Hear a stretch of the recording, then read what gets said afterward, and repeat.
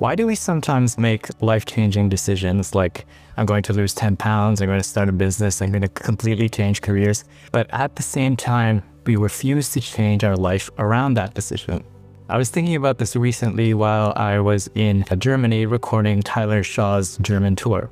And since Martin Heidegger was a German philosopher, I thought it would be fitting to revisit some of being in time while traveling through his country.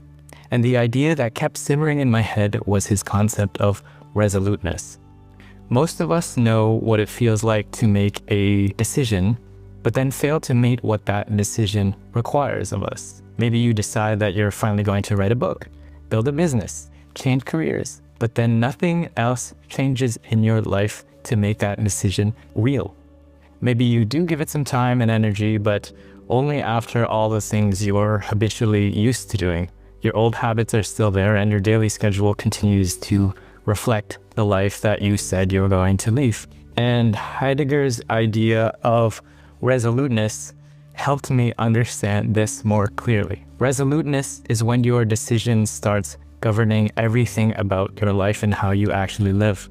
It's the point when a potentiality, a possible lifeline in a sea of other possible lifelines moving forward, stops being a wavering admiration in a sea of other options and instead becomes your one and only vision.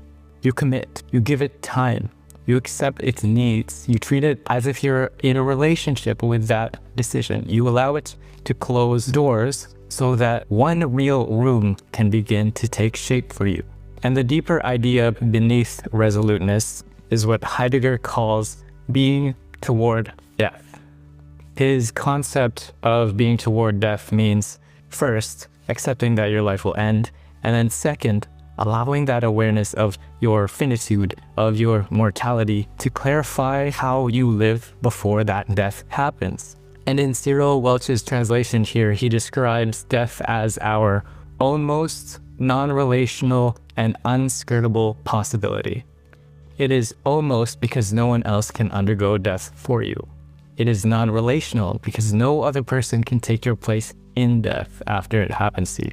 And it is unskirtable because maybe you can perhaps postpone other actions in your life, you may be able to avoid responsibilities, and you can change a lot of plans throughout your life here, but ultimately you cannot escape your own mortality.